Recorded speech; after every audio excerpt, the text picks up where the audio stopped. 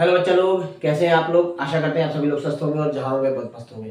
जैसा कि आप लोगों ने थंबनेल देख के जान लिया होगा कि आज हम लोग आज की क्लास में हम लोग डिस्कस करने वाले हैं परिवार नियोजन की स्थायी विधियों को। तो फटाफट बिना देर किए आज की क्लास स्टार्ट करते हैं। सबसे पहले हम लोग बात करते हैं परिवार नियोजन की स्थायी विधियों के बारे में।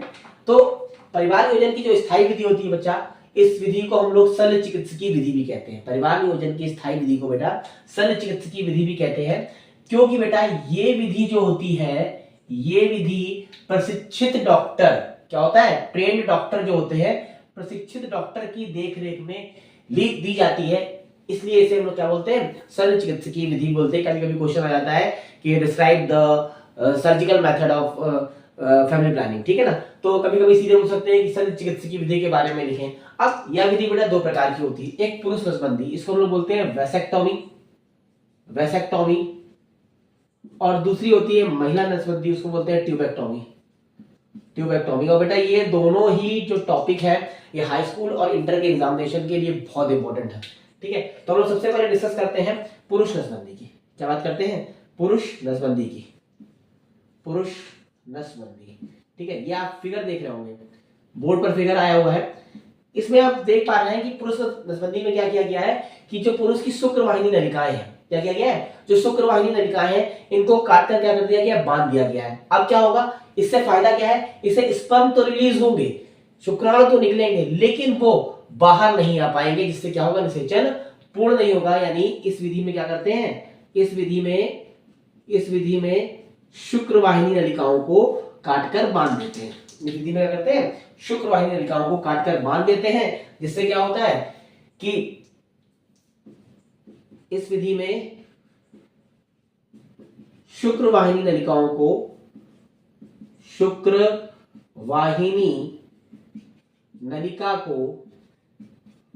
काटकर बांध दिया जाता है। बेटा इससे फायदा क्या है, जब हम उसकी नॉडिंग करें, इसको बांध देते हैं, तो क्या होता है, स्पर्म क्या होते हैं बॉडी से, यानी पेनिस से बाहर नहीं आ पाते और निषेचन पूर्ण नहीं होता, ठीक। इसके बाद हम लोग डिस्कस करेंगे महिला नसबंदी की। इसके बाद करेंगे महिला नसबंदी की। तो ये जो फिगर आप बोर्ड पर आप देख पा रहे हो, ये एक फीमेल रिप्रोडक्टिव सिस्टम का है, और इसमें आप देख पा रहे होंगे कि जिस तरह पुरुषों में महिला नलबंदी, इस तरह पुरुषों में शुक्रवाहिनी नलिकाएं काटी गई थी, उस तरह इसमें देखिए अंडवाहिनी नलिकाओं को काट दिया गया है, और अंडवाहिनी नलिकाओं को काटकर बांध दिया गया है। इससे क्या होंगे, इससे अंडे तो मोचित होंगे, ओवा तो रिलीज होगा, लेकिन शुक्राणु से नहीं मिल पाएगा और निषेचन पूर्ण नहीं होगा। तो हम लिखेंगे इस विधि में महिला की या स्त्री की अंडवाहिनी नलिका को काटकर बांध दिया जाता है,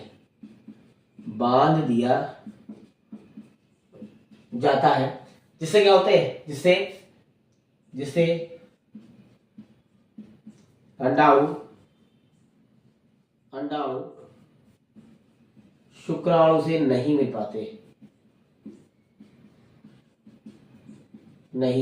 मिल पाते और बच्चा क्या होता है, निषेचन पूर्ण नहीं होता है। तो यह थी परिवार नियोजन की स्थायी विधियां। इससे पहले हम लोगों ने जनरल स्वास्थ्य में जो टॉपिक क्लियर किया था, उसकी क्लास पढ़ी हुई है, आप चैनल पर जाकर देख सकते हैं। इसको आप लोग स्क्रीनशॉट ले लीजिए, इसको नोट कर लीजिए।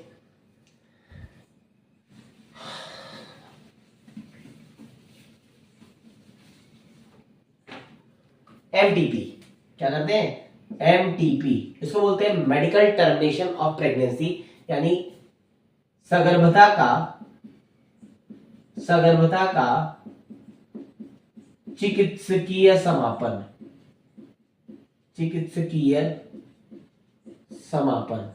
ठीक है। मेडिकल टर्मिनेशन ऑफ प्रेगनेंसी यानी गर्भकाल पूर्ण होने से पहले गर्भ का स्वतः समापन सगर्भता का चिकित्सीय समापन कहलाता है। और यह जो होती है, इसकी जो सुरक्षित अवधि होती है, इसकी जो सुरक्षित अवधि होती है बच्चा, वो होती है 12 सप्ताह, ठीक है, 12 सप्ताह के बाद मां के लिए ये खतरनाक हो जाती है, तो इसकी सुरक्षित अवधि 12 सप्ताह होती है। और ये किस कंडीशन में दी जाती है?